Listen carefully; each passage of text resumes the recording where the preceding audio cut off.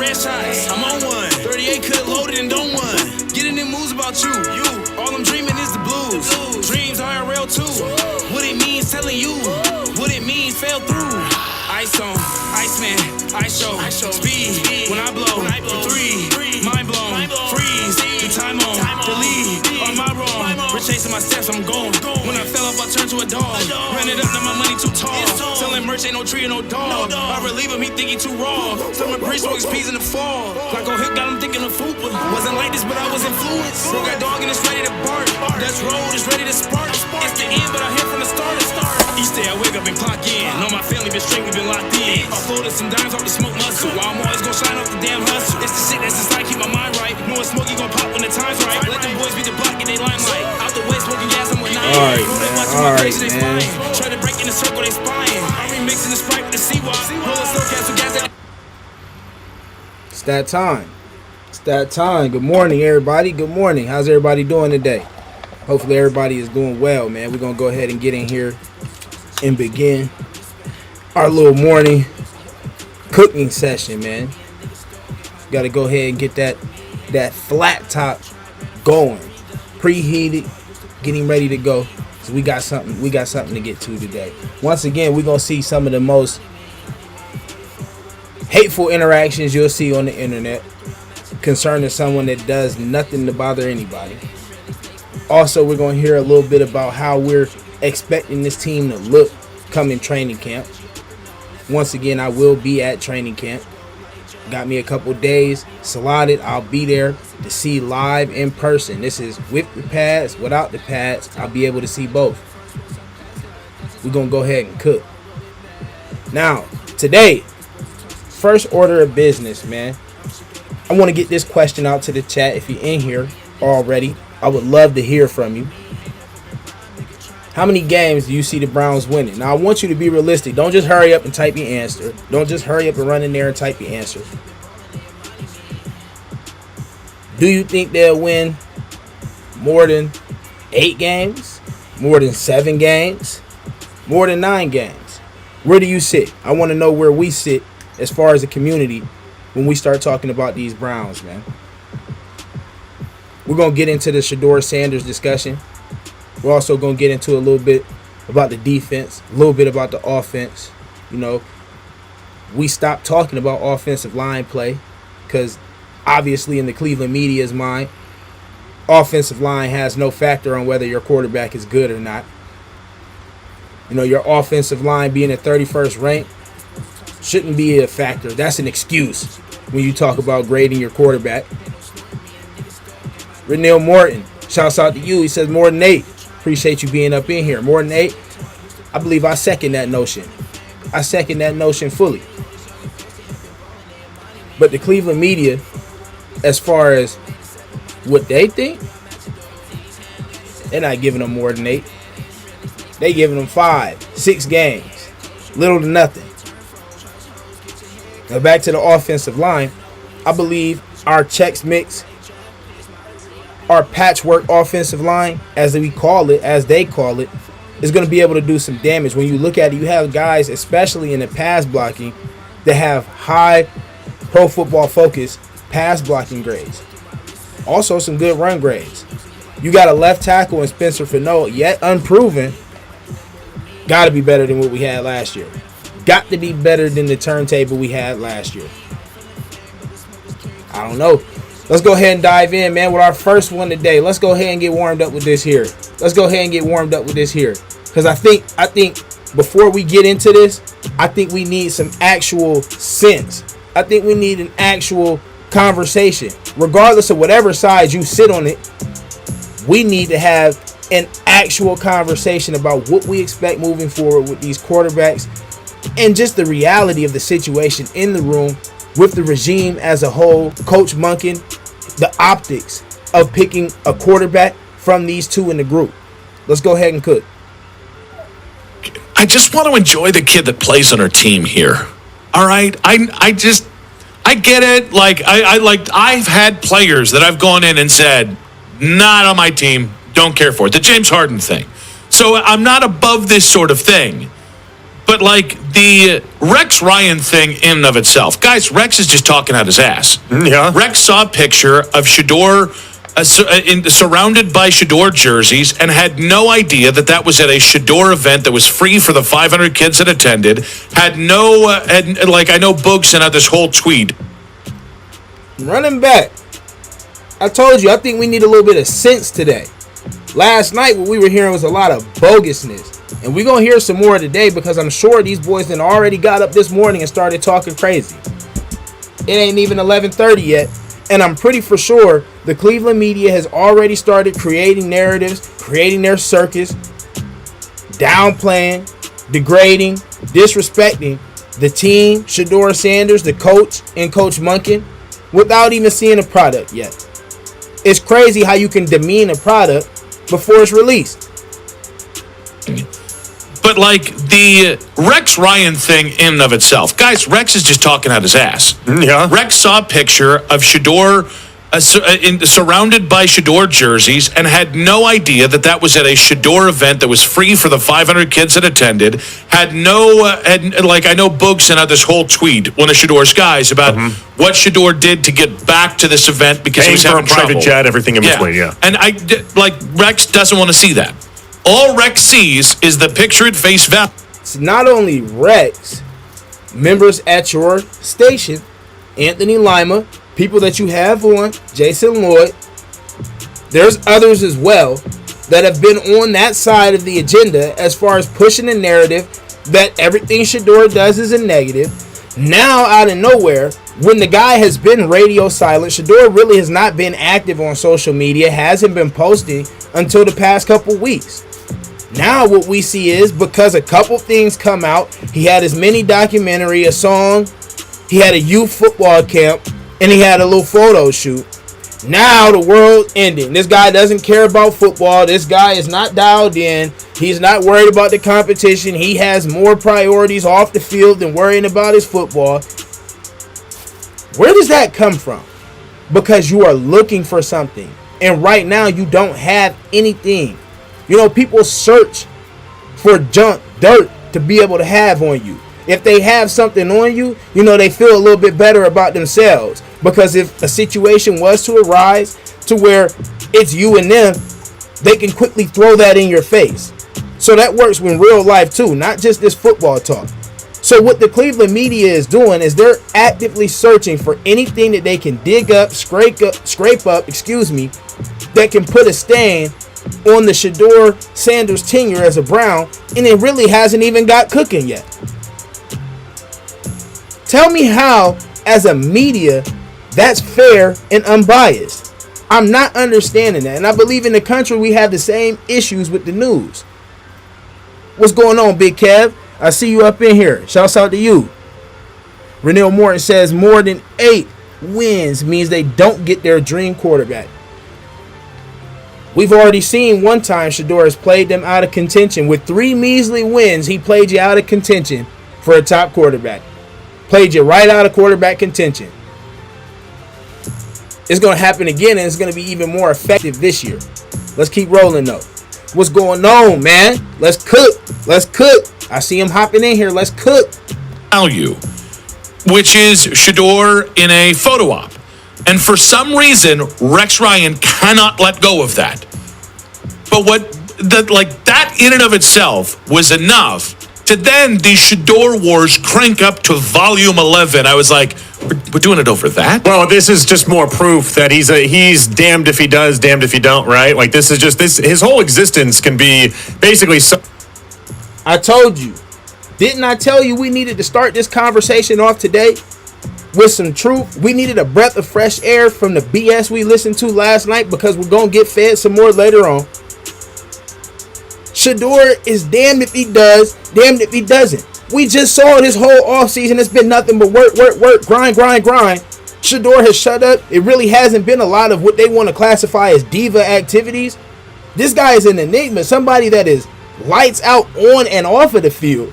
And the fact that he's toned it down in order to garner respect, in order to show his work ethic, in order to show his dedication.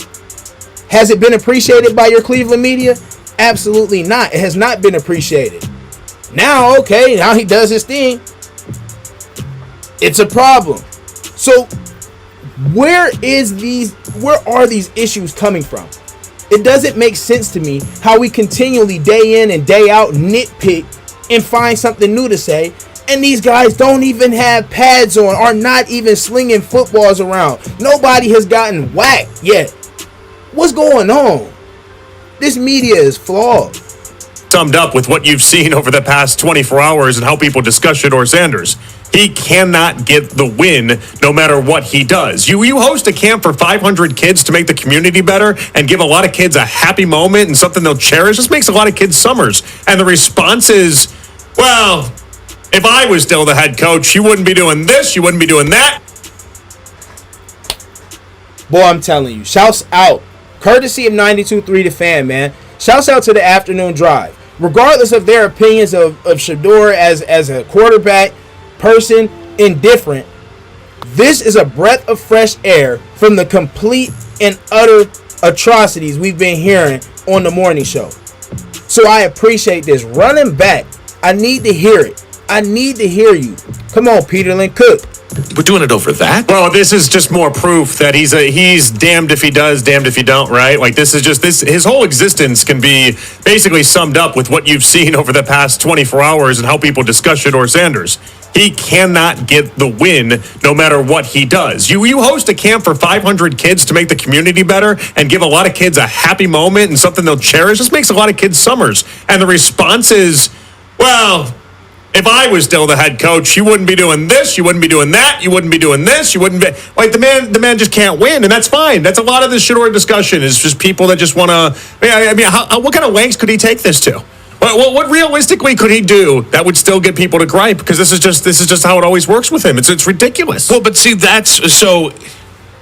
I actually don't have a problem with Rex Ryan. I just recognize he's of a generation that I am not of. Meaning, hey, we got one. We got one. Come on. Reel him in here. Come on. Reel him in here. Bronze guard. The man had to buy back all the 12 jerseys in order to change his number to 2. I would have had a photo shoot with him too if I had to spend that much money. We'll talk $17 million later. That's just his revenue. But this is what we have to deal with. You didn't come in here and say anything about X's and O's. You didn't come in here and say anything about production on the field, development, none of those things. You come in and talk about a jersey number and try and throw shade. Appreciate you though. Shouts out to you, Bronze God, man. Smack the like button while you're in here, and I appreciate you. Let's go ahead and learn something today. Stay up in here. Don't run. Stay up in here. Even though I'm not of Shedeur's generation, I've watched this young generation come along with technology. I see it with my kids who are a bit younger than Shedeur, and I go, oh, everybody wants to be an influencer, and some people are immensely good at it, and that's just, I don't want to say it's their side hustle, but that's just another revenue stream that I might not prioritize it, but I see why he does.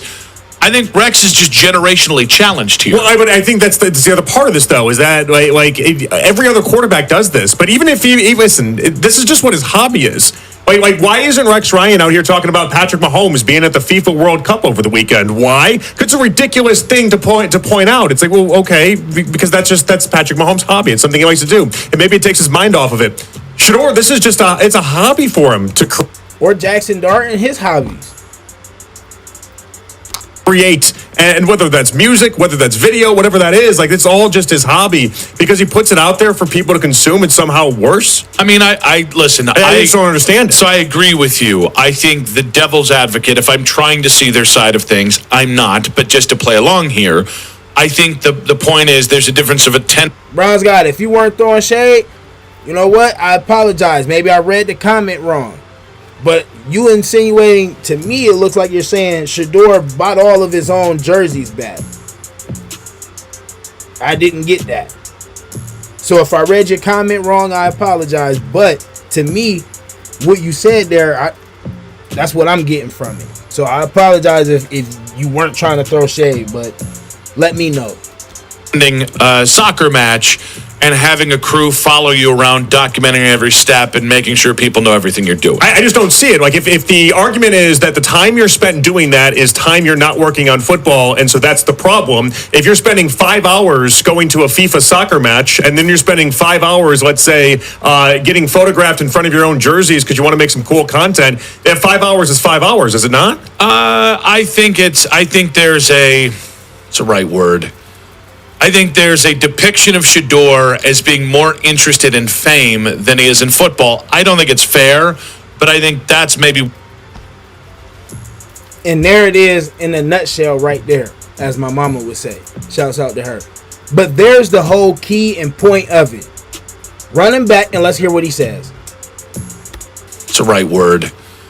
I think there's a depiction of Shedeur as being more interested in fame than he is in football. I don't think it's fair, but I think that's maybe what Rex is hitting with this specific thing about this specific picture in front of a bunch of his own jerseys. I don't understand that at all. Again, like, if it's your own free time, who cares how you try to monopolize it, how you try to take care of it? And on top of that, even within Mahomes, you tell me he didn't have photos taken? How do you think I knew that he was at the FIFA World Cup? He had all sorts of photos on Instagram of him being there, and people documenting him being there. I think there is and I don't think it's fair, by the way, but I think there is a level of expectation for quarterbacks that you have to live a monastic life, and that if you do anything outside of eating, sleeping, and deucing football, you're somehow not a good leader. And again, I don't think that's how young athletes think. I watched this weekend. I watched Cam Ward sit down with an interview with Joe Hayden, and they were talking about Shedeur Sanders. That's how it came across my feed. So, in the time that he was spending just doing an interview with Joe Hayden, should he have been doing something else? I'm not going at you, obviously. I'm going at the idea that Rex Ryan is just nitpicking on the one hobby that he thinks he can latch onto and say, well, this is a problem. Like, how many hours are in the day? How many things you can accomplish that's outside of football while still doing a whole productive football day? And football isn't the grind that it was. Okay, so this is where you be accountable. I didn't understand what you meant by that comment, and now you gave me some context on what you were saying, and I have to say, okay, now with that being the case, and if that's accurate, then I do apologize. But I honestly don't feel like that was any money out of Shedeur's bank account. This dude has made so much revenue. I don't think that jersey sale, I don't really think that did anything to hurt his change. I don't think that affected his pockets one iota. But I will acknowledge that I wasn't thinking about it that way, and I didn't see what you were saying. So I appreciate you, giving me some context there, and I was wrong with how I read your comment. Let's keep it cooking. It's 20 years ago. Like, you don't practice the same way. You know what I mean? Like, in terms of, like, the commitment from the team. Shedeur still has the physical commitment to himself to be the best version of himself and study as much as possible. But where you and I are simpatico with this is there's more than enough hours in the day to have business interests and then football interest. We know because every damn football player in the NFL, almost every quarterback in the NFL is doing something, even if it's not the exact same degree or the same way Shedeur's doing it. Yeah, I mean, no question. Like, there's just different ways of going about doing it, and there's different ways that you can. And I understand that some people are just going to be pissed no matter what Shedeur does. Clearly, this is all that is. It just doesn't make any sense to me. We have a million hours that you can go ahead and do whatever you want outside of football while still taking care of football stuff. I've made this point before, and so I don't want to belabor it. I think Shedeur is paying for being this version of influencer quarterback. And it's not even about what he did this weekend or last week. It's about the totality of it and how old school guys like Rex Ryan think. And I think they're thinking of a different football that no longer exists. Shedeur's going to get a lot of crap for things that 5 years from now, 10 years from now, we're just going to accept for almost all other quarterbacks in the NFL. I mean, I'm just trying to go through the different amount of quarterbacks that were doing things at like Fanatics Fest this weekend. I saw Joe Burrow consistently pop up over there. I saw like the amount of quarterbacks that are doing this is all part of the game now. You know that, and it's fine that Was Anthony Lima talking about that yesterday? Was anybody raising concerns about people prioritizing off the field over football with any of said quarterbacks that they've mentioned? No. Only one specifically. and only one has been singled out time in and time and again by medias, whether that's national, specifically the Cleveland media, time in and time out. I wonder why that is. Rex doesn't know that. I guess the argument or the wonder you would have is if it's 63-year-old Rex Ryan that has this problem, does our head coach that's 59 years old also think the same way that he does? I would be surprised if he did, just given that this is all part and parcel what happened with Shedeur in college. This isn't surprising anyone that he's continued it in the NFL. Well, that's why it shouldn't be surprising to Rex Ryan. That's like today of all days. And I get it. He's searching for content. We don't have anything for a couple weeks before we get the football grind going. I bet he is searching for content. It's real intense here. Oh, yeah. People are fired up. Do they know what to fight over, or what's the difference here? I think it's kind of just a general Danny Shelton pile, and just people are kind of throwing... some people are arguing about Shedeur, other people arguing about LeBron and how long this is taking. I think it was the obvious choice or obvious chance. That's his handle. That's not his real name. Saying, can LeBron just hurry up and retire already? And it's like, you might be the one guy that's most disappointed when the announcement finally comes down. Well, this is nice for a Monday then. I like to see people fired up on a Monday. Everyone thinks Monday is just kind of like ease your way into the week. Not for our chat. Well, not for... not unless LeBron really wants to kick it up a notch here. Well, shouts out to LeBron. Come on back, Bron. I have zero idea when he's going to make this decision, obviously, because I have zero idea what the decision is. Right now, I know we're getting killed on old Polymarket. Oh, gosh. Take that for a grain of salt, I guess. Yeah. We can debate about when this is going to be, though. We can figure this out later on in the show. We will, and we got nothing else to do when it comes to LeBron conversation. I mean, we have done a lot of them. Also, how do we feel about Late Choice by Matt Corrali and his Didn't love updates? it. Heard it. Didn't love it. You can throw lay with anything. There's two things into it. Not everything. Yeah. Sound closer to an intervention.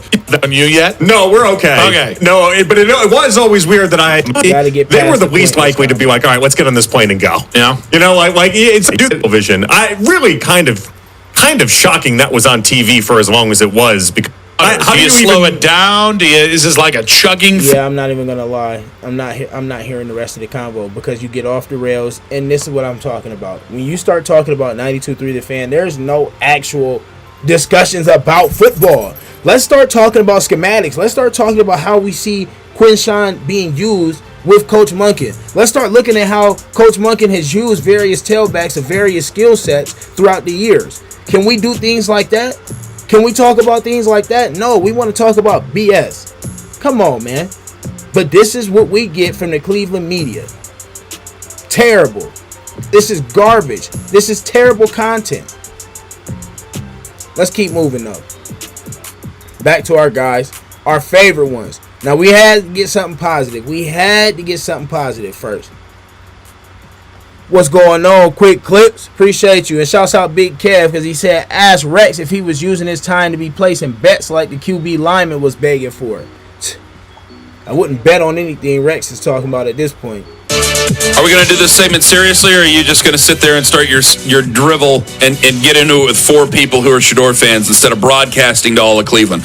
Are we going to do this right or wrong? I want to know first up, because I don't want to waste Ken. Okay, now regardless of Ken's opinion, and Ken is a waffle, and Ken doesn't stand on business. Sometimes he has some good points, sometimes he's aloof. But what I will say right now is that it seems like he's starting to get fed up with Lima's BS. Are we going to do this segment seriously, or are you just going to sit there and start your drivel and get into it with four people who are Shedeur fans instead of broadcasting to all of Cleveland? Are we going to do this right or wrong? I want to know first up, because I don't want to waste Cam Justice's time. I was not the one, let the record show. Here he goes. See? I was not the one. It's my fault. I'm sorry. That saw him working out and said, my 12-year-old son lifts more than that. I was not the one that said that. And that was one of his 4 workouts. Did someone really say that? Did somebody really say that? I don't have a 12-year-old son. We're moving on. Let me welcome in Cam Justice. She's on the Wise Heart Right, We Make It Right, Call Kyle Right hotline. She is a sports reporter for News 5. Cam, how the hell are you this morning? You know what? I'm really good. Thank you guys for having me on. I'm very excited to be talking to you guys this morning. Yeah, we'll find out about how you feel about that at the end of this segment, because it's been a real bleep show so far. All right. Cam, I saw a report about something that James Palmer might have written, former NFL Network, current Bleacher Report. saying that, it seems to be from the people he's talking to that Todd Monken's offense really fits Deshaun Watson. And I brought it up with Tone, and Tone kind of rolled his eyes because as much as he likes to troll Shedeur fans, he doesn't want to see Deshaun Watson start the season, and neither do I. Now, you can remain objective. I have to give my opinion on it. But what does Shedeur have to do? Because it seems that Deshaun Watson is the leader in the clubhouse. So, A, is he the leader in the clubhouse? And B, what does Shedeur have to do to unseat him starting next week? Yeah, I think to call him the leader in the clubhouse is fair, but also a little unfair because I think that he's the veteran there. I think that obviously gives him that upper hand in leadership where over Shedeur, just because he's got that veteran experience of talking to guys and leading guys, and there are guys in that locker room who have watched him. But for Shedeur to take over this job, he just has to continue to show development.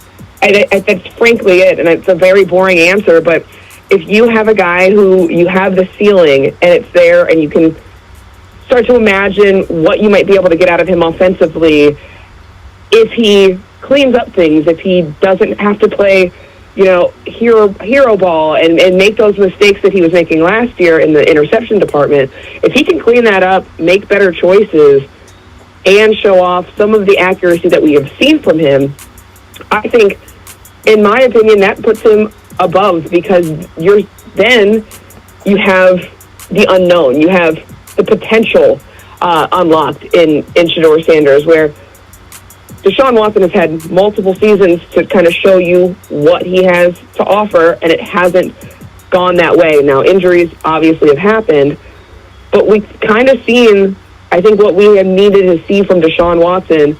And if he starts to show some of those things, which we saw a little bit in OTAs when he was pressured, and this is no pads, obviously shorts, and no contact, but you've seen a little bit of him, some of those dirt balls, some of the scrambling that becomes an... Why buddy biting his lip? Are you getting frustrated? Hold on. Clap it up for her, man. She is cooking. Buddy is salty.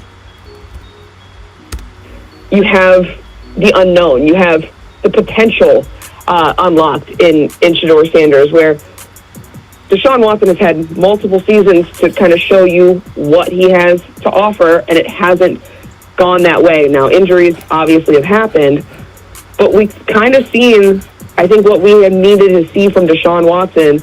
And if he starts to show some of those things, which we saw a little bit in OTAs when he was pressured, and this is no pads, obviously shorts, and no contact, but you've seen a little bit of him, some of those dirt balls, some of the scrambling that becomes an issue in game. So if you start to see the bad from Deshaun and some more of the good from Shedeur outweighing it, I think it's a very easy decision because you have ceiling and potential.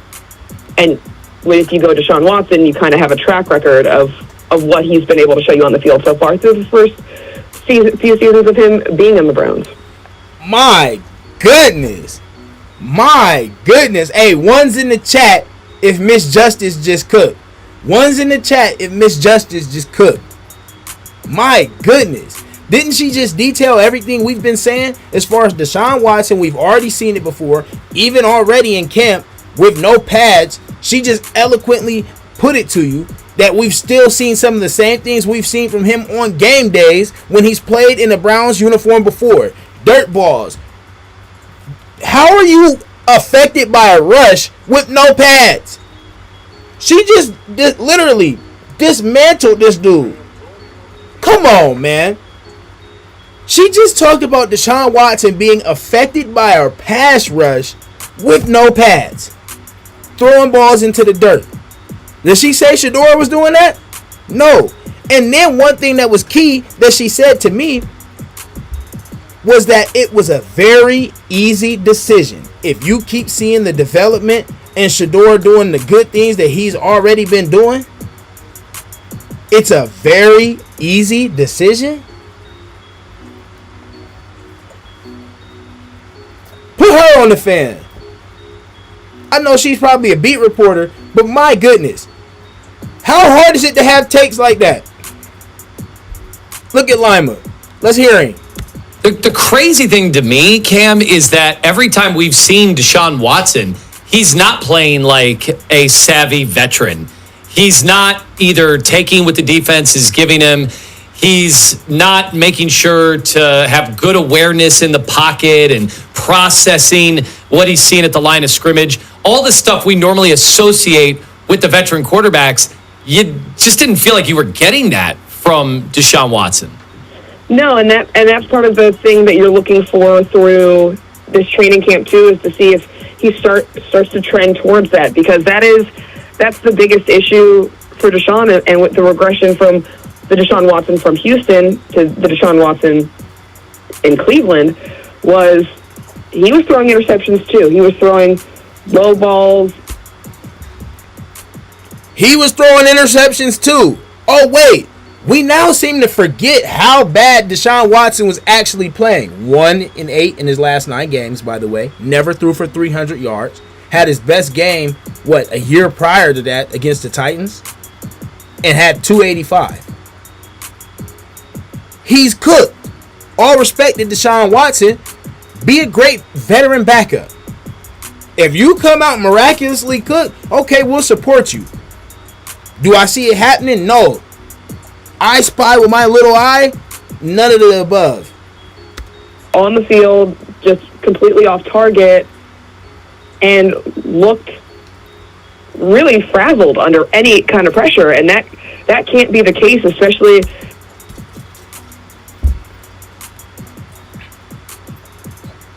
How many times have we seen and have we talked about here on this channel Deshaun Watson escaping clean pockets, feeling phantom rushes, being affected by the speed of the game? We've seen this multiple times. If you've actually watched Browns football, unlike Ken Carman and Anthony Lima, I think you would understand that. And the offense that the Browns were operating in, and now it will be interesting, I think, for both Deshaun and Shedeur to see how this offensive line comes together. The Browns have totally revamped that, right? And so with all of these new guys and all of these new pieces, how will that hold up? Because that's going to change how they are pressured and how comfortable they feel in the pocket. But you're right, Deshaun has shown the inability to look comfortable under that kind of pressure, and that is what a veteran quarterback should be able to do. They should be able to operate efficiently, maybe not perfectly, but efficiently with an offensive line that isn't operating strongly. And you would expect the kind of results that Shedeur had as a rookie operating under a not-so-strong offensive line riddled with injuries. You would expect some of those mistakes to happen with the uncomfortability factor. You wouldn't expect that from Deshaun Watson. But now you've got kind of a fresh start, and if the offensive line looks the way that they want them to with all of these new pieces and Warhop running the ship there, it's a different story, and it kind of evens the playing field out a little bit in terms of what we see is what we're going to get from these quarterbacks. Cam Justice, News 5 sports reporter. She's on the Wise Heart Right, We Make It Right, call Kyle Wright hotline.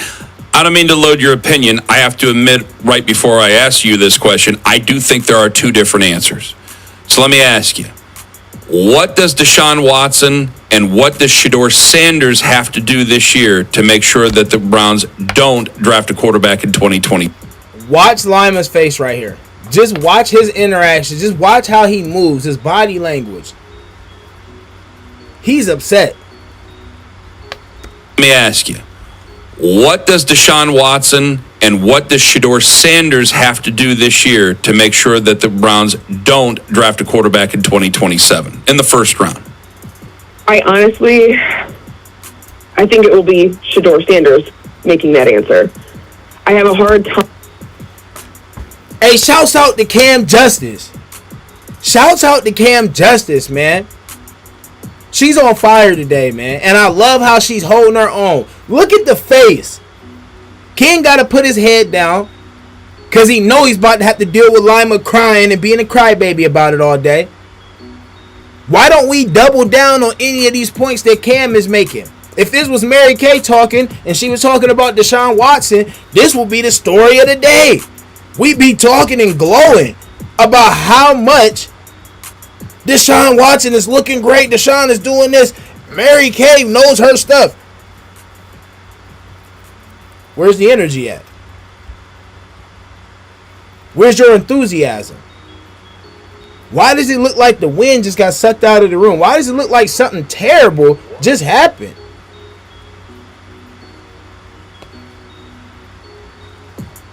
I'm imagining, barring a spectacular performance, I have a hard time imagining Deshaun Watson continuing to be on this roster long term. The contract and the history, and it just, to me, doesn't track that way. So I think that answer would be made by a strong performance from Shedeur Sanders that shows that he could be the franchise quarterback, because otherwise they're looking for a franchise quarterback. They're looking for a long-term answer. They've gone young across the board. Why is he so bothered by somebody saying Shedeur could be the answer?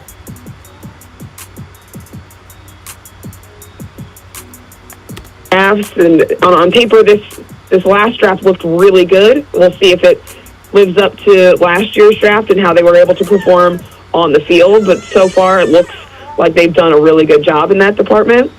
Shout out to AB. And that's what I think that the youth that they've trended towards, even the Myles Garrett trade and bringing in Jared Verse to a younger version of your pass rush to make that defense younger. And so they're setting themselves up for the next few years.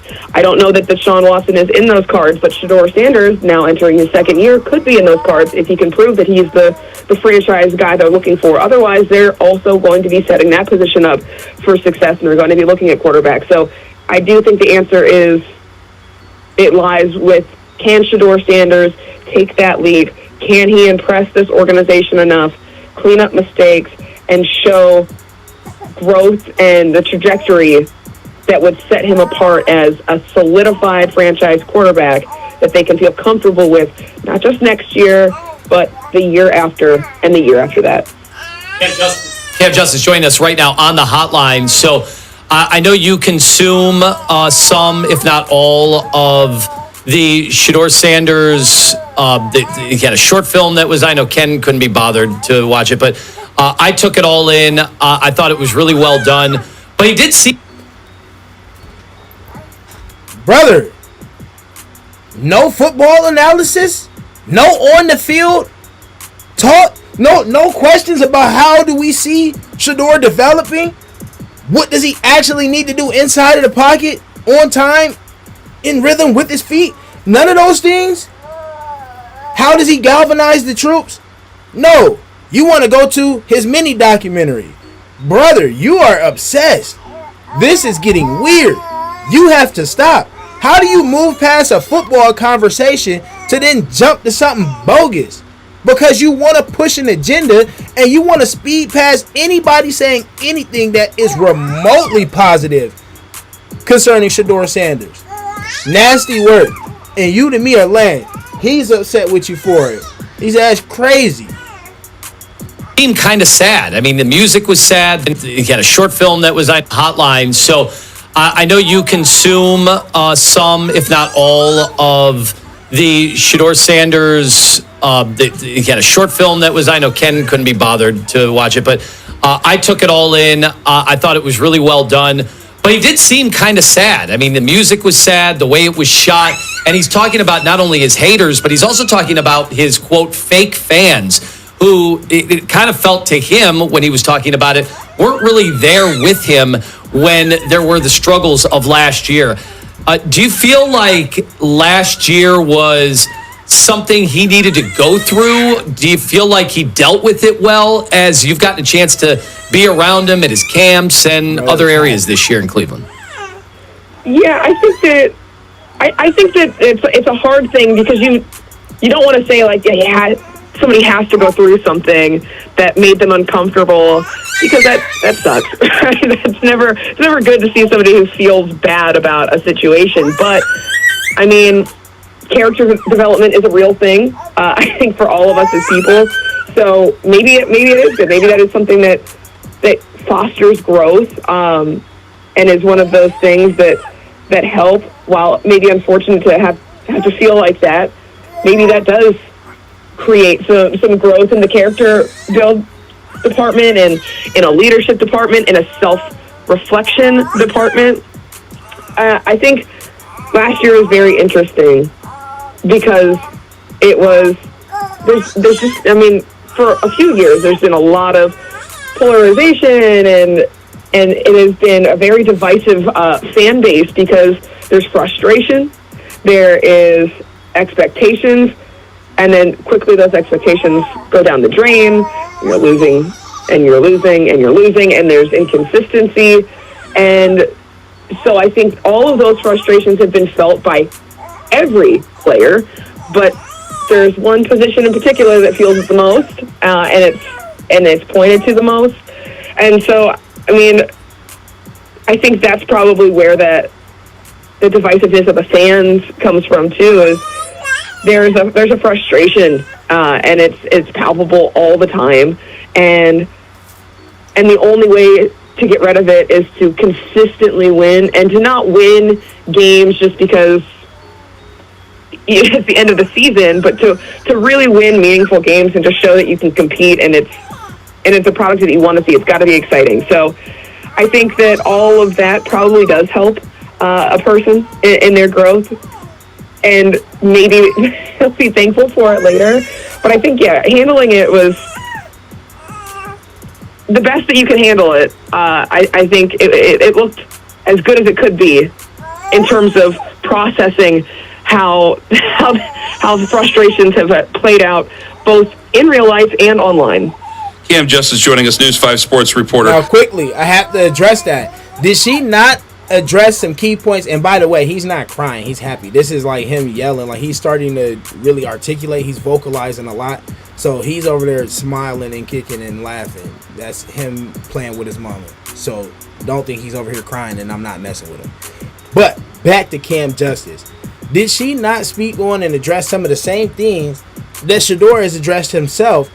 But what she did is she didn't fall for Anthony Lima's trap. She actually gave credence to what Shedeur's been saying, and she actually alluded to her really being understanding as to the pressure that Shedeur feels, understanding the nature of the Cleveland fan base, understanding the nature of the Cleveland media, and understanding how that can take a toll, especially on a rookie player.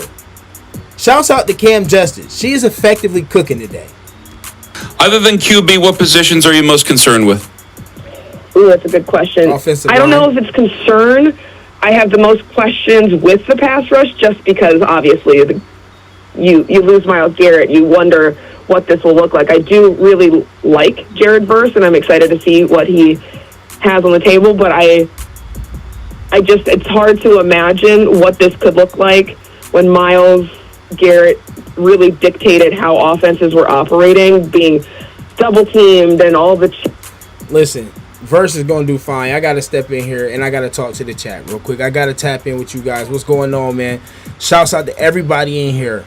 Bronze God, I see you still in here. What's going on, man? Morning Quick Clips, I see you. Renell Morton said, oh no, Alfalfa and Spanky. Yeah, these boys get to it every single day in a nasty way. Quick Clips, what's going on, man? How you doing? She dismantled every theory Jimmy Neutron had about Shedeur. Facts. That is accurate. And what happens is, you see his whole body language shift. You see them want to speed past the conversation. If she was heaping on some type of disrespect or the same type of agenda that they were pushing with Shedeur Sanders, there would have been follow-up questions. There would have been follow-up on the conversation. I was so glad to see that caller was cooking Lima today. Believe we're going to get into it. Ken is a fence jumper. Him and Lima played a good cop, bad cop role. Ken will say he wants Shedeur to start, and in the next sentence say he doesn't believe Shedeur is the future for the Browns. Absolutely. That's what you call a waffle. You got to make sure they're done on both sides. But honestly, what that is to me is a media personality that doesn't want to be wrong. You know, they always have to feel like they're right. They're never wrong about any projections. Just like earlier when I was wrong with how Bronze God had put his comment in. I read it wrong. I took it in the wrong context. But they don't have the proof or the accountability about themselves to say, oh, I was wrong. Stand on what you said and admit if you were wrong. Just like Ken Carman cannot stand on Shedeur being good or wanting to see Shedeur be good or anything like that. He just has to say he wants to see him start, and that's about it. I don't know. In the Bible, man, it says, don't be lukewarm for me. Be hot or cold for the Lord. That's what you should be doing. Don't be waffling over here, especially about smoke. If you somebody on the channel, either rock with me or don't rock with me. Don't waffle. Nobody likes a waffle, man. Let's go ahead and keep going. Money Diesel, what's going on? I see Money Diesel up in here. What's happening? They hate hearing positivity about Shedeur Sanders. Absolutely. And we got the ones in the chat. I love the ones in the chat. I appreciate you guys interacting in here. Cam Justice was definitely cooking up. Money Diesel says, one, and that's their fear. That's their fear for Shedeur Sanders to be good. And now these, 27 draft picks turn to other assets, not a quarterback. Their great hope don't come in. He doesn't come in and save the day. All they're looking for is another quarterback, one that they can identify with. I can't tell, but Shedeur Sanders' action, he's going to make them eat dirt. Absolutely. And it's going to be a glorious occasion. Because Todd is making sure Shedeur progresses properly. That's why there's no decision yet. Yeah, he doesn't want to have the whole media kerfluffle, which would be listening to everybody start to hype everything up. There's going to be a bunch of questions, and he's going to be under the microscope for why he made the decision. It's going to come. Just let it wait. Let it play itself out. That way there's less impact, and people have to just start talking about football. You do it now, and then you got a month to cook Todd Monken and talk and come up with every reason why this is going to fail, why you should fire him, why Shedeur should be gone. That's why the media isn't getting tidbits. That's why they've been frozen out of the paint. Allegedly, Deshaun Watson had to be taught into going to minicamp. Now, if that's true, that's crazy work. But then you see how now the tables is turned. Who's trying to come get some extra work? Who wants to go throw in Miami? Who wants to stay up in Cleveland during the 7-week layoff and get some throws in with Harold Fanning? Somebody that feels like, dang, this quarterback competition is tight. Man, I ain't got the leg up like I thought I had. That's the only reason why. And I mean, regardless of whether that's true or not, and I appreciate that comment, Mr. Morton. Appreciate you. But the reason why, that comment there about him having to be taught to going into minicamp, I can believe, is because we didn't see Deshaun Watson all offseason. Deshaun Watson didn't come meet Coach Monken. Deshaun Watson didn't come meet the free agents. But now he wants to stay and get some extra work. Oh, because you see that boy balling. And we hearing about you killing worms. That's crazy work. Shouts out to Big Cab, man. Lima isn't shocked to hear someone just talking about Shedeur actually playing football. Yeah, no, the conversation was supposed to be him off the field and whatever else he wants to say, him being a diva quarterback. All of these different narratives and things off of the field or things that have nothing to do with football is what Lima wants to talk about because that's what he can thrive on because he's not a football guy. When we actually start talking football, Lima can exit stage left. He's not a football guy. He can't have a football conversation with you. Clap it up for it for sure. Bronze guy said Lima's face. Yeah, anytime he sees Shedeur Sanders being mentioned or hears Shedeur Sanders being mentioned in a positive way or with any type of optimism concerning Shedeur Sanders, it immediately turns to he just ate 4 warheads and needs to sip his coffee, water, whatever. Tight lip, face get this twitching and all that. It's crazy work. Mary Kay gaslight stuff. Absolutely does. Shouts out to Quick Clips, man. Every time she mentions franchise quarterback, Neutron is noticeably bothered. Isn't it great? It absolutely is great. It absolutely is great. Quick Clips. Smoke the chat has to know if you ran into Lima at training camp, what's a question you would ask him? Give it to us straight. I told you guys, I think I told you this before. I think you asked this before, Quick Clips. You could get into the off the field stuff and all of that. That's what he wants to do. I want to test his football IQ. So when I'm talking to Lima, or if I was going to give him, if I just had to give him one quick question, I would ask him, when the quarterback comes out of the huddle, or when you're gauging a quarterback, when you're judging a quarterback, we turn the all 22 on. When you're judging a quarterback, what are you looking at pre-snap? Simple as that. I want to know from a quarterback perspective in Lima's head, what is the quarterback coming out and judging? What are we looking at? Where are our eyes? Can you walk me through anything X's and O's as far as judging a quarterback, what needs to be known other than traits, him being 6'5", Caucasian, having a rocket arm, charisma, all the stuff that they like to say Jackson Dart has? Let's actually talk about, what is a quarterback supposed to be looking at? Can you identify the Mike Backer? What is a cover 6? So to give you a few, I'm going to test his IQ of the game.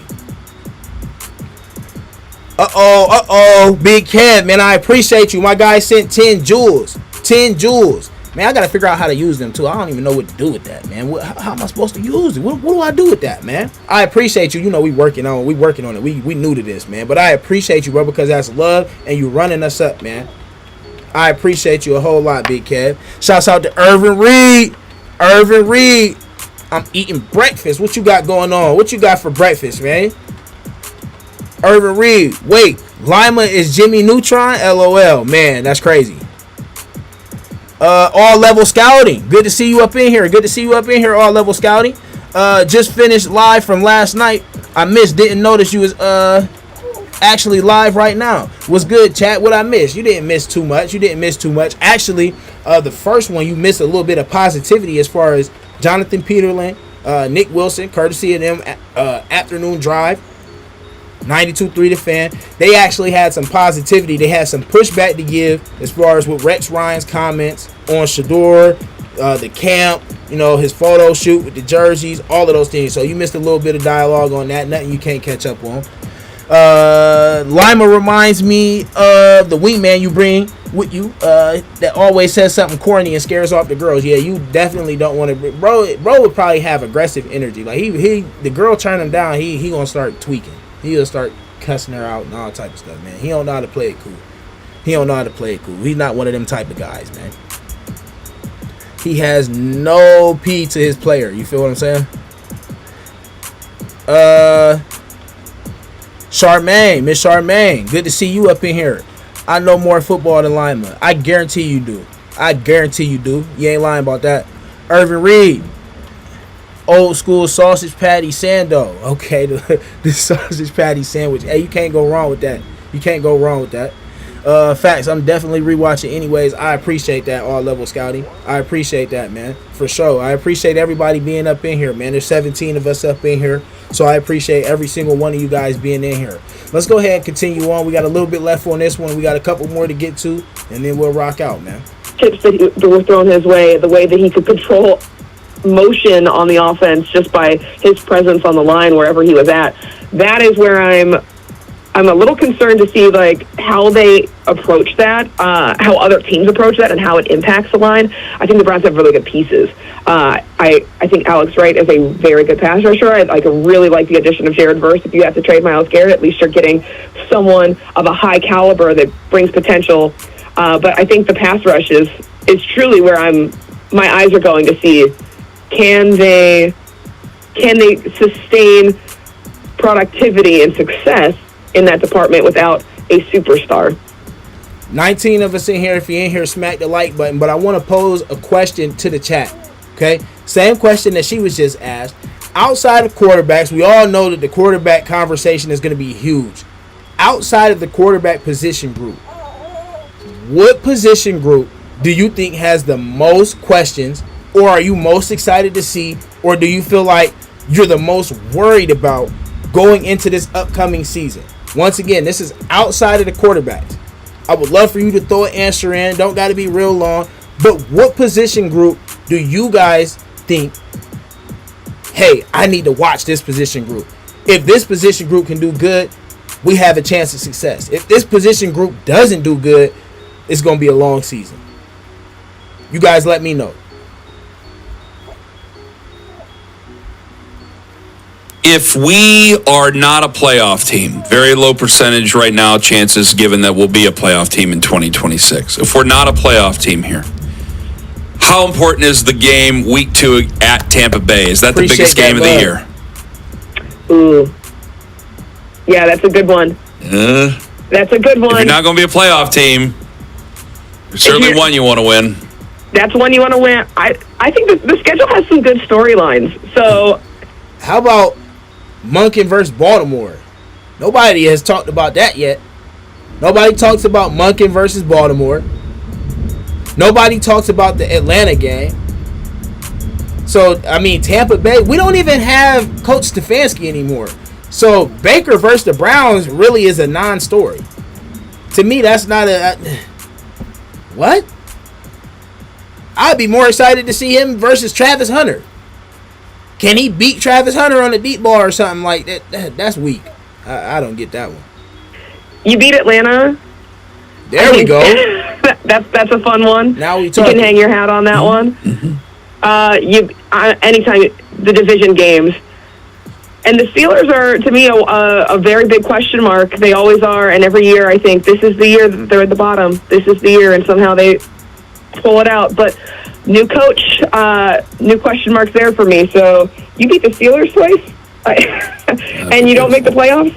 I think that's a victory in itself. So I honestly, any kind of improvement on the field, whether it results in wins, if you're seeing this team go out there and actually compete, not roll over, and be in games, and then you stack a couple more wins, you get 6 or 7, it's a slow burn to a turnaround, and it's more than on the track of a rebuild that they don't want to say the term rebuild. I think that would be kind of the definition of a rebuild if you're still chugging along, getting a couple wins. But I honestly think it's a success if you can just notch a couple more wins every season and look a little bit better with the move you make. It is a rebuild then, but at least you are rebuilding in the right direction. Man, so honestly, rebuild, retool, however you want to call it, it all falls at the feet of the offense because we know what the defense can do. Now, do we see the defense maybe taking a step back? If you want to say that, I guess. I don't. I personally am comfortable with the defense. I feel like maybe if we add another DB just to get a little bit of depth, that'd be great too.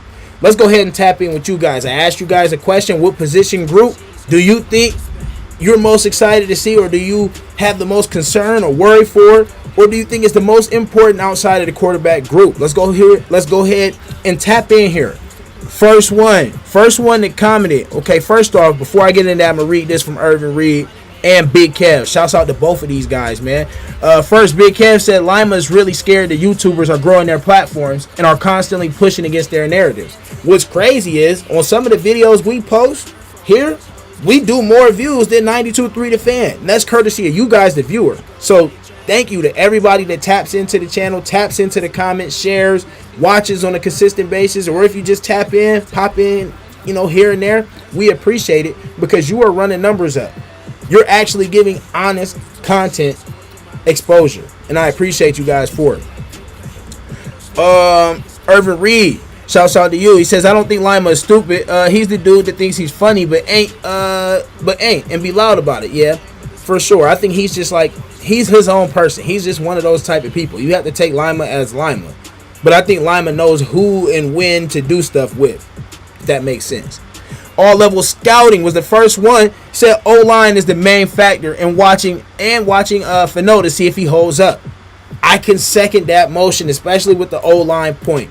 I've oftentimes talked with you guys, with other people, about this being a checks mix patchwork type of offensive line, in the sense of you did have to go ahead and revamp it completely because you let go just about the whole thing. With that being the case, I look at the guys that we brought in, and it seems like everybody has a level of versatility. Most of these guys can play multiple different offensive line spots. So as Coach Monken has alluded to, if you actually listen to him talk in his press conferences, he's told you that he's trying to figure out what 5 works the best. And I believe he said he had 4 dialed in already, right? So it's mixing and matching your talent levels, who works best at each spot. This offensive line has potential to be really good. The only reason why it has so much doubt around it is because this is their first time playing together. They have to get continuity. They have to gel together. You know what helps that? Running the football. Who better to do that with than Quinshon Judkins? How do you take a little bit of pressure? Offensive linemen love to get gritty and run the ball. They hate sitting up in pass pro because they're not being aggressive. They're walling off. They don't get to go pop. When you get an offensive lineman in the run game, that's where they thrive. Those nasty men up front, they love to get in those trenches and really get into people. Pause. But that's what they love to do, especially the maulers. And on this offensive line, we've got some maulers. My perspective there, man. Let's see. Big Kev, all the new linemen. Yep, facts. I appreciate y'all, man. Y'all are cooking. Yeah, the linemen. Irvin Reed, O-line. Quick clips, the running back room. Now, I believe that goes hand in hand with the offensive line as well, but absolutely the running back room will be a big key. Most people are caught up on the wide receivers. Most people are caught up on Jared Verse, replacing Myles Garrett. So these are great thoughts, and I love the fact that we got a football thinking chat in here, man. W chat, man. W chat. Throw a W in here because you guys are football people, man. I appreciate that, man. Earlier in the chat, I gave love and agreed with your baby. Wow. Hey, you gave love, you agreed and gave love to the baby while Dumbtron was talking. We're talking about that boy Lima. Hey, I appreciate you. Yeah, man. For sure. The baby was hyped. He was talking. Shouts out to Quick Clips. Miss TK, I see you up in here too. They're always holding water for Stefanski. Yeah, because that was their guy. That's how they got all their inside information. That was the plug. If the plug leave, you don't got no supply no more. You go forever, man. I missed the plug. You know what I mean? For real. What's going on, fam? What's going on, Juan Sosa Gaming? I see you up in here, man. I appreciate you. Miss Charmaine says, I want you to watch them Looney Tunes. What about that special teams? Miss Charmaine, you obviously know more football than Anthony Lima. Because special teams is a key point that nobody brings up. One thing I can't understand is how did the special teams coach from last year dub up with another job immediately? And how did Kevin Stefanski dub up with another job immediately? We're not supposed to speak on that. Crazy work, man. Crazy work. Appreciate the W, all level scouting. Irvin Reed. Also need to see the D-line. Mason and Verse got to work. Man, listen, I think Verse is going to do the ticket. I need to see Mason. I need to see Wright. And I need to see the boy from Ohio State stay healthy. Hall. I need Mike Hall to stay healthy. That's what I need. But Gordy, why is nobody reporting on Quinshon Judkins' YouTube episode? It's boring. You know what? I think that's a great point. And you know what, Bud Gordy, we might have to go ahead and feature that later on. Because I think one thing that we are stuck on as a media, as everybody doing this right now, because it's been so much made about this quarterback competition and this quarterback situation. Everybody gets stuck on it. There's a lot of valuable parts of the team that people don't mention. Quinshon Judkins is a beast. And I don't think people give him enough credit because everybody wants to talk about the quarterbacks. So shouts out to you, Buck Gordon. I can agree with that wholeheartedly. Quick clips. Smoke, you know how the good old boys network just got fired for your job? No problem. Yeah, come on over here. I got a spot for you. I know a guy that knows a guy that knows a guy. You know, I was always taught I'm always telling y'all what I've been taught, man, but I appreciate my parents for teaching me stuff. But what I'll tell you is, it's not what you know, it's who you know. Food for thought. I think you got too much music in the background, but I liked it. Okay, for sure. Well, we might tap in and watch a little bit of it. We might not watch the whole thing, but we'll tap in a little bit. Renil Moore said offensive line. I can agree with that as well. I can definitely agree. Let's go ahead and keep on moving. Right now, we got 100% in the chat as far as the Browns winning more than 8 games. If anybody wants to refute that and say no, please don't hesitate. Say no, but please be expecting a question as to why. You will be getting a question as to why. Let me go ahead and see. Is this the same one we were just on, guys? You can find her on Twitter. Yep, that's the same one. Let's go ahead. We got to move to the next one. My apologies.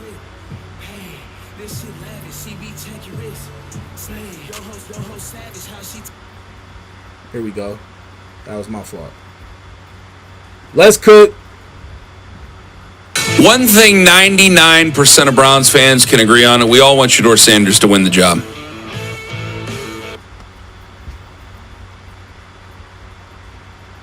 You must be talking to that 0.01%.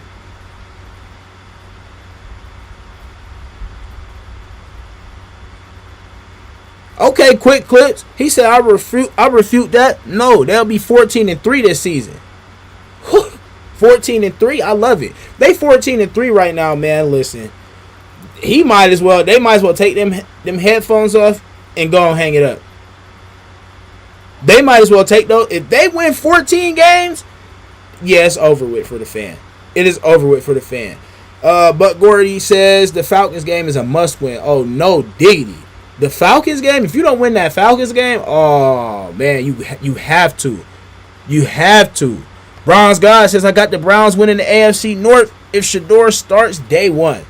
Shouts out to Browns God, man, because this is your first day up in here. Well, first time I've seen you in the chat. I know you probably had watched before. First time I've seen you in the chat, so I really appreciate you being up in here, man. I know I misunderstood you at first, but I really appreciate you being up in here. Let's keep cooking, man. Unless you've made it insanely personal with somebody online. I'm not talking. One thing 99% of Browns fans can agree on, and we all want Shedeur Sanders to win the job. Unless you've made it insanely personal with somebody online. I'm not talking about you. I'm talking about anybody in general. We all want Shedeur Sanders to win. Have some cojones, sir. You are talking about him. Or are you just playing a role? What is it, Ken? I mean, this is nasty work. I want people that stand on what they're saying. I want opinions. I want facts. I want educated football takes. When I tune into a football show, I want some good content. I want somebody that knows what they're talking about. I want somebody that's passionate and also understands the game. Why do we have to have these bogus guys who don't even look like they can run around the track? Anthony can probably run around the track, not athletically. He probably got Inspector Gadget knees. But, like, come on, man.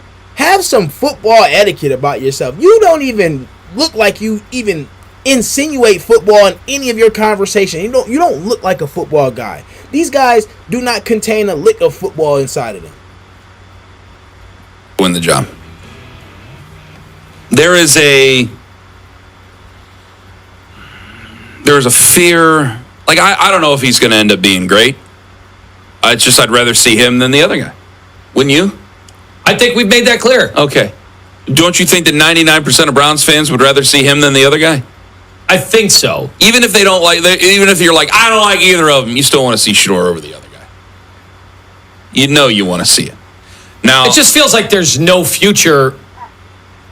I'm 99.9%. No, why would I say that? I'm 100% sure. There's no future. The reason Even if Deshaun had a good year. That's what I'm saying. The reason I bring it up, because when I asked Cam the question in the interview, and you can hear that on the free rewind feature, which is on the Odyssey app, powered by Integrated Restoration and local experts in water, fire, and storm disaster restoration. 8:46 and 43 seconds for those scoring at home.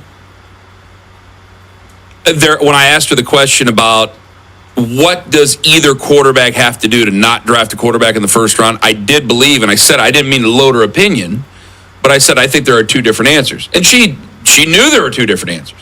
I don't think there's anything short of winning a Super Bowl that Deshaun Watson could do to not draft a quarterback next year in the first round. The bar is much different for Shedeur Sanders. You win 8 games, 7-8 games, he looks good. Let's talk. You win 7-8 games with Deshaun Watson, bye-bye, we're moving on. Moving on. The furthest I'll go is tag him and take another quarterback. I mean, he'd have to look like Sam Darnold has looked the last 2 years. He would have to look. He would have to look like vintage Deshaun Watson. And now it's going 6 years. Like we used to do this, guys. We used to do this with other quarterbacks. Like we used to. When did Colin Kaepernick? When did the whole thing happen with the NFL? Because we would get calls years later about guys. We have to go. I'm like, man, he's out of practice now. Like, I don't think he's coming in to save the season. And I'm going, well, if it's been that long with Colin Kaepernick, and we were taking that, obviously they're different circumstances. Well, this guy's been banged up here over the last 4 years, and it's been 6 years since he's been really good. Are we supposed to assume that he's going to come back and do it? So I can't see any realistic scenario where he secures the job long term. Because I've seen a lot of people kind of make the jokes like, yeah, you watch, he does really well. We signed him to another contract, and he goes right back into the toilet. I go, no, I don't think it's going to happen that way. I don't have much faith that he's going to be able to do a really good job. But if he does do a really good job, I still don't trust him that long. And I can't allow, with everything that's happened, I can't allow it to happen. So I would turn around because there's only one player playing under the tag this year in the NFL, if I'm not mistaken. So I just turn around, tag him, and we're going to go ahead and we're going to draft the quarterback anyway. Shedeur, I don't know what to do with Shedeur if Deshaun Watson ended up playing well this year.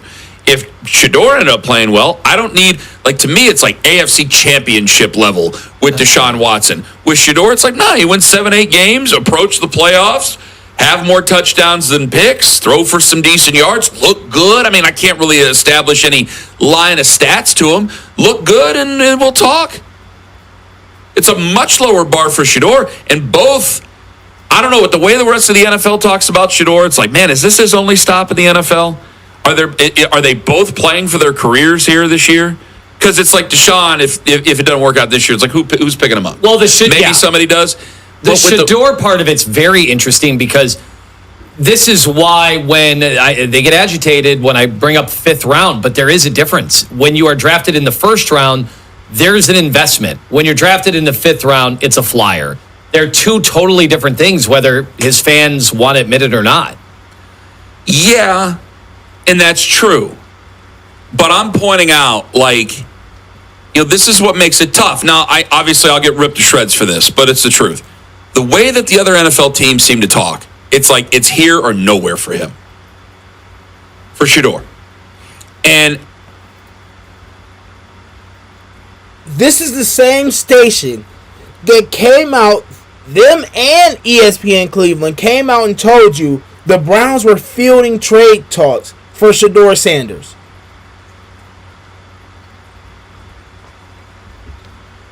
He doesn't have a market on any other team.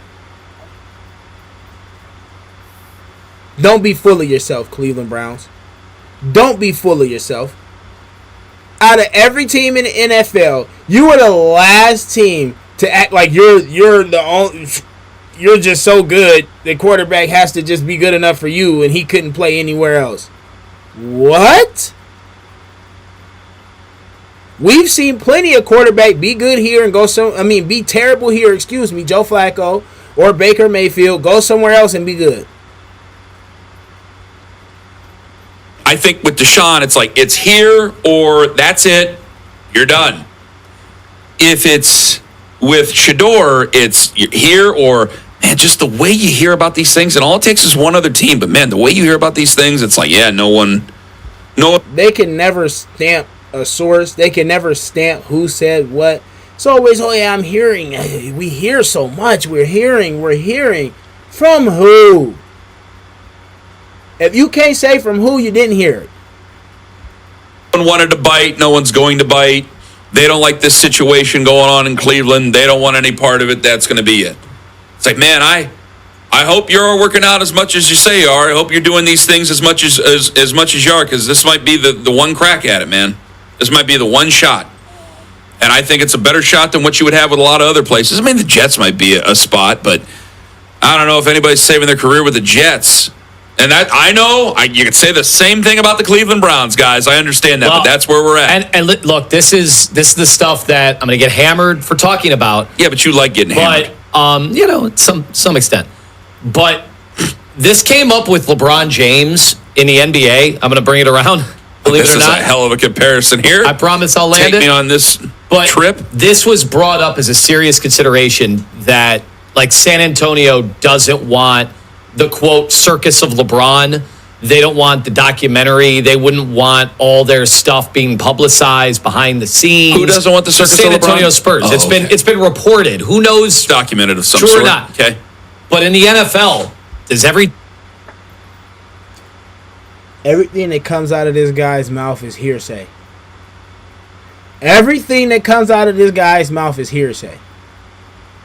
And I saw somebody in my comments say this earlier. They said I wanted to see LeBron come back, but every time I tap into the fan, it's like, nah, you know what? I don't even. The media is so toxic. Why would he come back?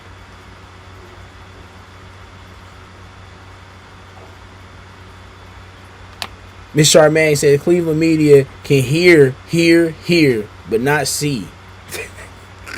team want Shador's film crew running through there? I bet you there are a bunch that don't. Unless they're ready to make him their starter week one or ready to make their starter as soon as they bring him in, then yeah. And I'd say the same about Deshaun Watson. But I honestly, that's not even a Shador thing.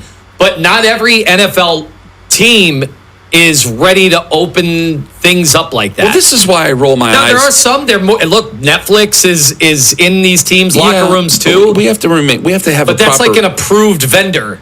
We have to have proper perspective on things. This is why I kind of roll my eyes at some of the stuff you tell me. I'm like, oh, Ken, they're coming after you. It's like, guys, I had to talk about some very serious things for 4 years. Shador is much more fun. And maybe I'm blinded by that, and so I want to have fun.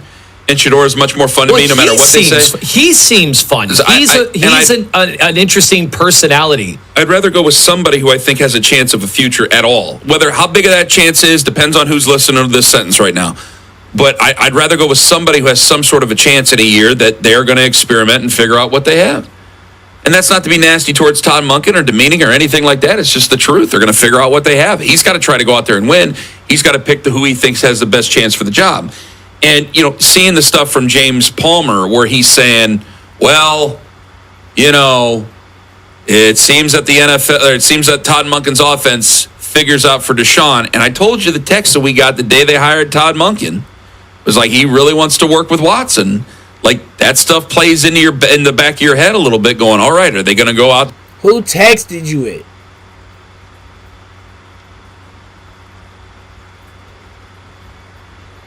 It's a constant thing with these guys. If you can't see through it now, I don't know if you'll ever be able to see through it. There, and they're going to play Deshaun Watson. And yes, I think it can be a good thing for Shador if he takes it the right way, and I hope that he would. But I also don't think it's a great thing for anybody really involved. I don't think Browns fans want to see it. It's just going to be a wildly unpopular. And I just don't want to see you anymore. Like, I can't do it. I can't do it. Before we tap in with you guys in the chat, I want to see if we can find this for you guys. You guys told me to tap into this, man. We'll watch a little bit of this and see what's going on. The sensational rookie Quinshon Judkins is down and injured. He looks to be in some kind of pain right there. When times ain't going good, we gotta keep pushing. We gotta keep pushing, even when you don't see the results at the moment. I know the work that I put in, so I'm prepared to just go out there and just put it on the field. We in Dallas training right now. I feel good. Right now, it's just cleaning up everything, sharpening my tools, my bag, and getting to where I want to be as far as my goals that I set out at the beginning of the season and when I was done with rehab. So I think that's exactly where I'm at right now. My ankle feel good. It feels strong. I think if anything, it's more so the mental side. Like the brain working with the muscles at the same time and becoming one. So I'm not thinking, just moving and reacting. You know what I'm saying? Just keep building on it. I feel like that's what's most important. Keep building on it. Staying motivated and getting to that point where I want to be at. We up. RDL here. Come up. Press up. All right, I got 10. 10 on the right, 10 on the left. Step in back.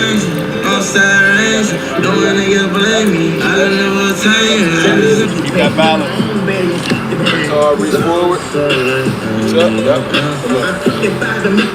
Hold on. 5 yards. 5 yards forward, 5 yards back. Make sure we on our balls on our feet. Make sure we got a good base. Make sure our feet not hit. We want to be hit with the part. Springing through the toes. Coming back.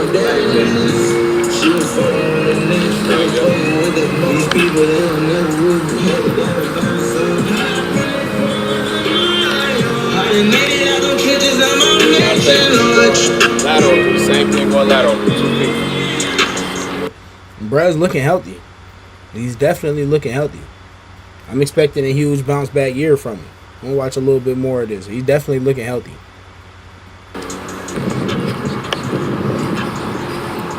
Single leg, man. Single leg, same thing, going forward. Single leg, coming backwards. Same thing.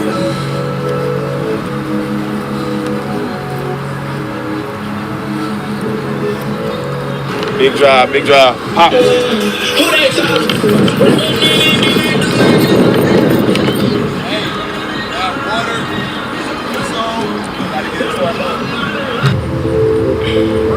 That's only the warm-up, bro. What you eat before you come here? Nah. Oh, hell no. Fucking dog, bro. At least eat some fruit. Dog don't eat fruit, man. You ain't no dog. So I am. Okay. Come on. Get perfection. Yeah. Everything we do, we trying to be perfect. Yeah. Alright? They ain't gonna be perfect, but we striving for it. Let's go get down there close to it. So keep working on it. Be explosive. Get off the ground quick. This motherfucker hot, so get off the ground hot. Quick. Last one of these and we inside.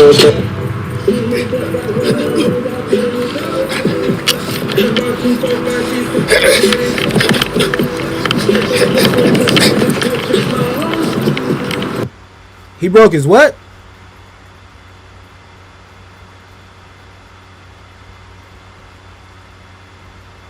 He broke what?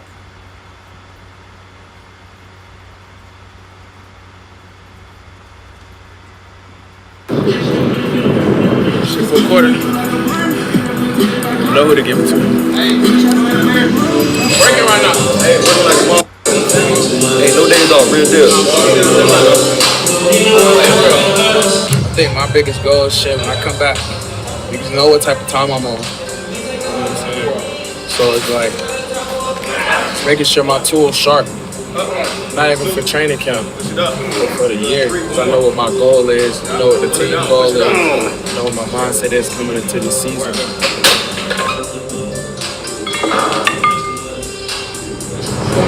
Here. Tap. Right back up. Tap. Right back up. So when I get down to the bottom, don't pause like this.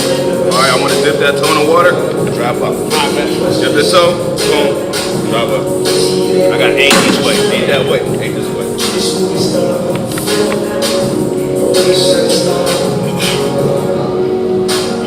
Keep the shoulder square.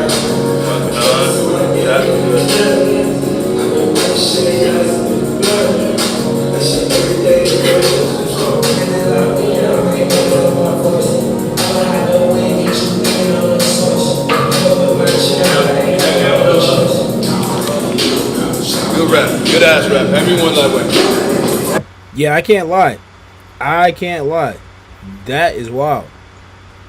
I know medicine has progressed, but my boy is not looking like he just snapped his ankle in half last week. That is not how he's looking. I'm not going to lie. I am not going to lie. You love to see that, especially from somebody you're expecting to be the bell cow back. You're expecting this guy to get the load of the carries, the majority of all carries. I know we're expecting some other guys, maybe Rocket Sanders, Sampson, somebody to step up as well. But looking at that, Quinshon looks damn good. Let me go ahead and tap in with you guys real quick before we get up out of here, man. Shouts out to everybody that is in here. If you're in here, hit the like button. Let's go ahead. I think where we left off was right here. The Falcons game is a must win. Yeah, for sure.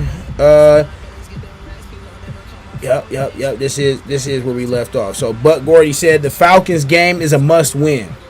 Absolutely. Browns guy said I got the Browns winning the AFC North if Shedeur Sanders starts day one, and I definitely agree with that as well. Juan Sosa Gaming says the whole Cleveland media needs to be replaced. Yeah, they definitely need a queen. Man, listen, they need a whole reset, man. They need a whole new staff. They need to take down 92.3 The Fan, create a whole new name, and just start from scratch with all new creators, all new content, all new layouts, all new bases. It's old and stale. The Fan feels like 1980s radio. It does. We need some new energy in here. Shedeur start, we winning for sure. I want to see the Raiders game versus Doza. Now, they better have them same eyes that they have for everything Shedeur does wrong for any of these quarterbacks, especially Mendoza, man. Shouts out Mendoza, though. I don't think actually he's that bad. I actually like Mendoza, though. But Gordy, Ken definitely playing a role like everyone else on the station besides Earl. I agree with that. Hey, man, shouts out. Shouts out to Browns guys. Smoke, I watch every video you drop. It's just my first time engaging in the chat. Well, I hope it's not your last time engaging in the chat. I hope it's not your last time engaging in the chat, man. I appreciate when everybody gets in here and we tap in and we interact back and forth. So shouts out to you, man. I appreciate you being up in here, Bronze God. Thank you again. Buck Gordy, they've been saying Shedeur playing for his career since the Raiders game. Yeah, dead narrative. More stuff they want to throw at the wall to see if it sticks. It doesn't. Miss Charmaine, she says, what about DG, the third round pick? A waste. Yeah, that was an epic waste of a third round pick. Buck Gordy, what other NFL team said this? They never stamp anything. They'll never stand on it. They'll never reveal a source. They just, I'm convinced they just say stuff and say they had somebody text it to them. They say something that they really want to say or they really suspect, and then they just say somebody else told them. Irvin Reed, big shouts out to Irvin Reed. If you think folks won't pick up two now that the league has seen him play, his chances are higher than Dylan Gabriel's. I know that. That's facts. That's facts. Miss Charmaine, Cleveland media can hear, but not see. Yeah, they can't. It's ridiculous. It's ridiculous, Miss Charmaine, honestly. All level scouting, shouts out to you up in here. Whatever Ken says, is what all of them talk about off camera. That's how they really feel and believe. He pushes the narrative. You need to stop pushing it. This is just terrible. Irvin Reed says it's not hearsay, just straight up harassment. But Gordy said he looked ready.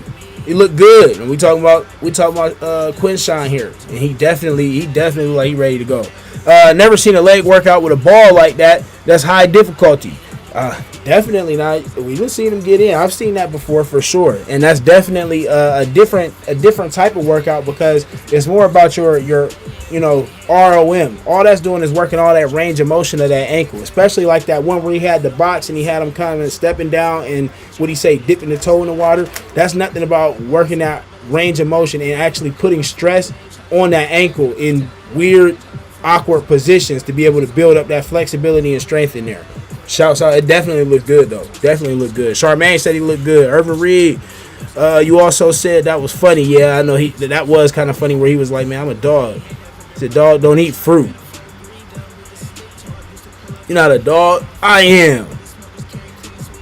Got a couple weak faces in there, man. Shouts out to Charmaine and Irvin Reed. Bronze guy said, looking straight ready for the season. Absolutely. Absolutely. That was impressive to say the least. It definitely was, especially coming off of a broken ankle, to be able to put that kind of stress and intensity on the joint, on the ankle, having the trust to be able to move with such fluidity, being able to plant, cut on that ankle. That's a different breed, man. That's rare. That's rare. Now, we know medicine has advanced, man, but big shouts out to Quinshawn Judkins. We're looking for a monster year from him this year. Anything else, man? We're at the point in the show where I love to tap in with you guys. I want to tap in with anybody. If you have any last second comments, concerns, questions you want to ask, let's take the next 5-10 minutes and go ahead and do that, man. Other than that, man, I'm going to get up off of here and take a nap. Got home from work and got on here and started talking to y'all. We're going to get to it, man.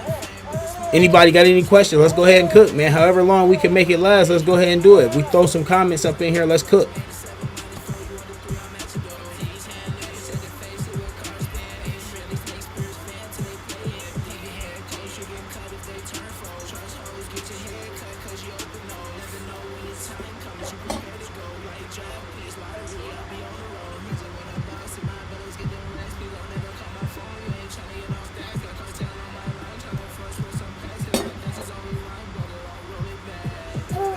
But Gordy says nobody from 92.3 The Fan mentioned that Quinshon Judkins video. You know why? Because that's positivity. That's optimism. And then if they did, and they wanted to give it positivity and optimism, then we would have to give Shedeur some optimism and positivity about his training videos, or Deshaun Watson. Come on now. They're not trying to do that. Hey, man, shouts out to everybody being up in here, man. I appreciate every single one of you guys being in here, too. Everybody, man. It's love that you guys pop up in here. Depending on what's going on, I cannot promise it. We might drop some more videos today and see what's going on. I don't know about a live tonight. That probably won't happen. But we definitely going to try and drop some cuts tonight, man. All right, man. We're going to get up out of here, man. Nobody dropped anything. Give you another couple seconds, another 30 seconds, and then we up out of here, man. Fat man.